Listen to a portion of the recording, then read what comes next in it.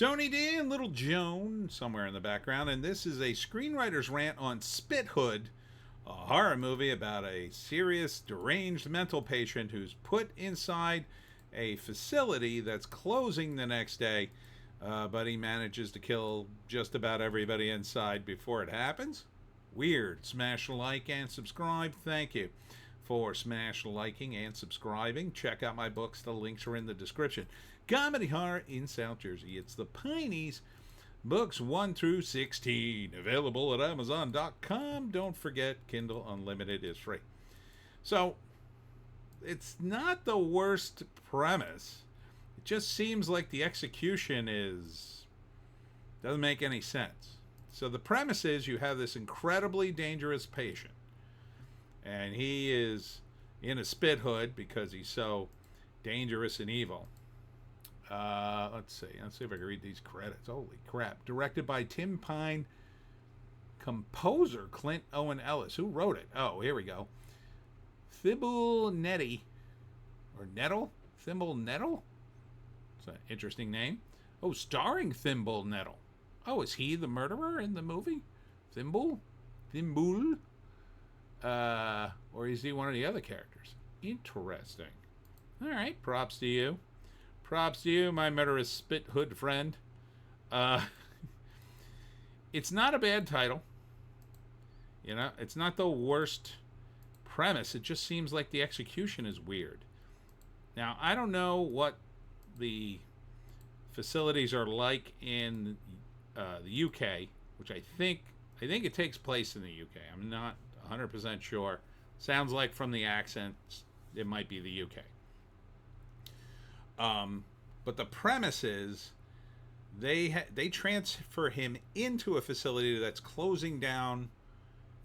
He's only going to be there 10 hours. So for some reason, they insist on bringing this guy in for 10 hours. Then the next day, he'll be gone, and then the facility's going to close. Guess they have no place to put him? That's the one crux of this. It's like, why bother to even do that? Like, you could have gone the other way with it. Like, you have a brand new facility, and he's the first patient, and they're still working the bugs out of the place. I mean, you could still do... I think maybe it's partly because they want to have this situation where, like, well, they started closing down parts of it. That's why nobody's there. It's a low-budget thing, so they're trying to explain why the place is so empty. Why don't they have more staff? But they seem to have a large cast here, a large cast of people who are working there. Doctors and whatnot, security people. But there's only one guy. So, and he's locked in a room, and unless you unlock the room and to do something, like, and if you're going to do that in one of these dangerous facilities with dangerous patients, you usually have to have overwhelming force to do it. Now, maybe in the UK the laws are different, or they feel bad for him, they open the door and he starts murdering everybody. But, yeah, the execution seems weird that they're going to close in 10 hours. Why would they bring a guy this dangerous to a facility they're going to close? Unless there's some extra part of the plot that they did this on purpose because they wanted to kill a bunch of people for some reason and blame it on this dude. Maybe. I mean, maybe you could sell me that. It doesn't appear to be that's the case. It just seems to be a straight up excuse to get a total psychopath into the building with everybody, and then he just starts murdering people. I think he would have been better off going the other way, saying it's a new facility, or maybe and you could explain that it doesn't look new by, well, we're remodeling, things aren't quite finished here, but or it's a facility that just opened. You could say that, right? It used to be a facility, now they're reopening it because they got so many lunatics, and this is their first patient. I think by closing it, you've put on this artificial deadline that's kind of unrealistic. It doesn't make any sense for the authorities to bring such a dangerous patient here. But a new facility, yes. In fact, they could have opened the facility just for him because he's so dangerous they couldn't wait to get him away from the other patients. But he somehow gets out at the end of the first act. The first act is the wind-up. He gets in there. First, it seems like it's going to go smoothly, but of course he gets out. He murders one of the guards. and he's crazy as a bed bug.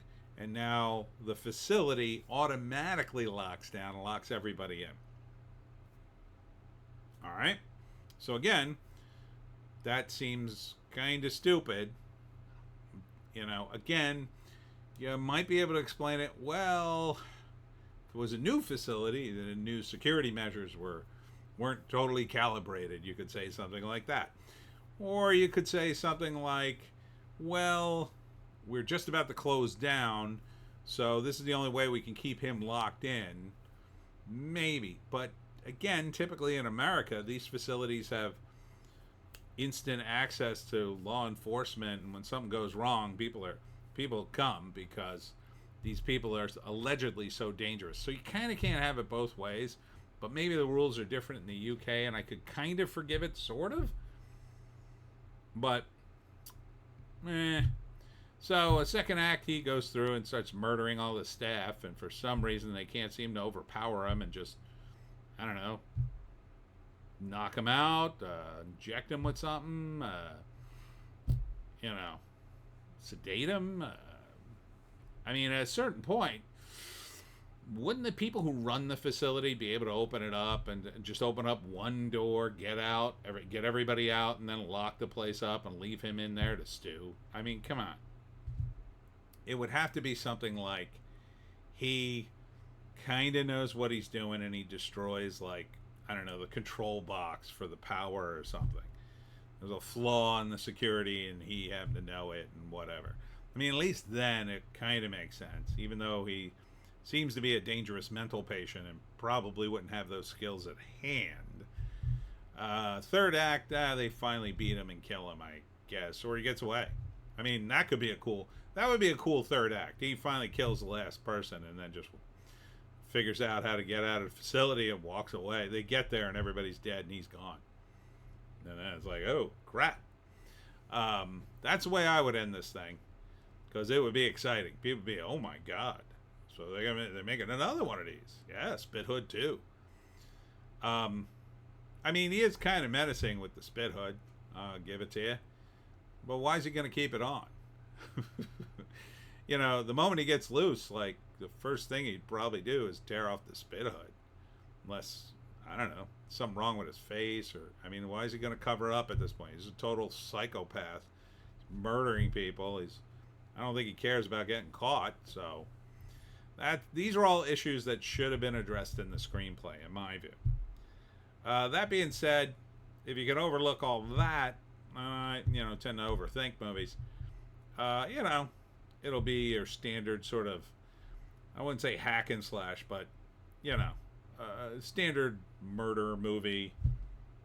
If you like seeing people murdered one by one as they make mistakes and jump cuts come and somebody walks into the wrong room, into the darkness, and is horribly murdered. It looks appropriately bloody. The performances have some energy to them, and I'll give you that. And if the lead guy is the murderer, okay. So would I watch it? Definitely wouldn't go to the theater for it. Might catch it on streaming if I was in the mood for one of these. It's very rare I'm in the mood for one of these. If I heard it was particularly clever, ooh, it's got a big twist at the end. Or if I heard it ended, it ends dark. Well, maybe he might get me. If it ends in the typical way, like they beat him and he goes back, or they think he's dead and then he wakes up. I don't want to see that kind of ending. I've seen that ending a million times. The ending I want to see is, he gets away. They can't find him.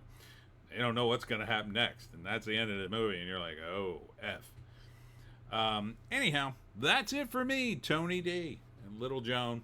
I didn't want to do a lot of videos today.